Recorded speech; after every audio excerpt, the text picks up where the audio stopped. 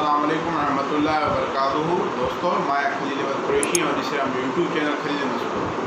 दोस्तों अॼु की पंहिंजी हिन वीडियो में मां तव्हां सां इंट्रस्टिंग हिकिड़ी ॻाल्हि हिकिड़ी किताब में पढ़ी हुआ तव्हां सां शेयर कंदुसि।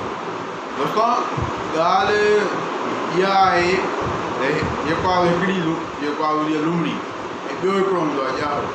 लुमड़ी छा कंदी आहे, उहा ॼाए खे खाइण जी कोशिशि कंदी आहे। चवंदी मां हिन जो शिकार कयां, हिन जो टेस्ट मां ॾिसां त कीअं आहे।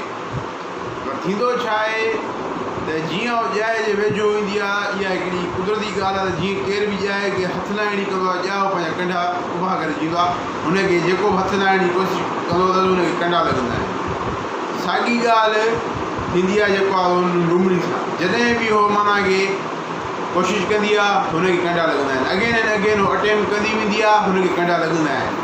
सो इन ॻाल्हि खे हिते जेको आहे रखण जो मिसाल इहो आहे, मक़सदु इहो आहे त हिन मां साबित इहो थो थिए, असांखे सबक़ु इहो मिलियो त असां का बि शइ कयूं था, ठीकु आहे, मुश्किलातूं हर शइ में ईंदियूं आहिनि। उन में को मसालो थो अचे, का मुश्किलात थी अचे, उनखे फेस करण जा तरीक़ा आहिनि।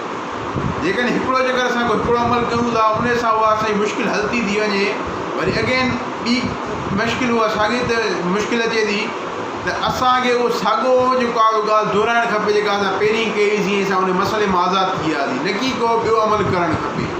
मसलन को बि मिसाल जेको आहे हिकिड़ो बिज़नेस आहे, उन में को बि मसइलो थो अचे, मिसाल रिकवरी जो मसइलो आहे, केरु असांजी जेको आहे पेमेंट जी रिकवरी नथी थिए, असां को हिकिड़ो तरीक़ो कयूं था, उन सां असांजी रिकवरी थी वञे पेमेंट जी, त ॿीहर जेकॾहिं वरी उहो मसइलो थो अचे त असांखे उहो साॻियो ई तरीक़ो करणु खपे, न की को ॿियो तरीक़ो अपनाइणु खपे।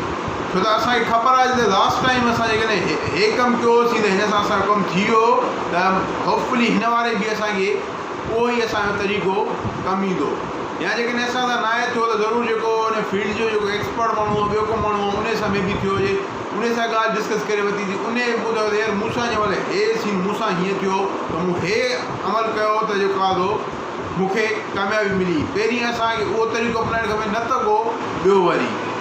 सो हे हिकु जेको आहे नंढड़ी हिकिड़ी मोटिवेशनल वीडियो हुई।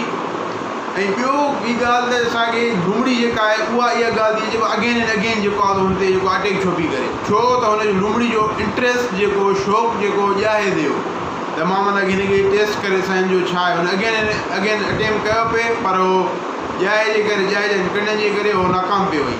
इन मां असांखे अगेन एंड अगेन जेके अटैम्प्ट करण मां इहो थो मिले त असांखे जेको आहे पंहिंजो जेको पैशन आहे, जेको शौक़ु आहे, उन फील्ड में वञिणो आहे। उन में असां ईंदासीं त उन में असां जेको आहे पंहिंजो कामयाबु थी सघूं था, वधीक जेको आहे मां कामयाबु बि ॾियण वारी अलाह जी ज़ात आहे, लेकिन असां उनखे पंहिंजो अगेन एंड अगेन कंदासीं, असां पंहिंजो बेस्ट ॾियण जी कोशिशि कंदासीं।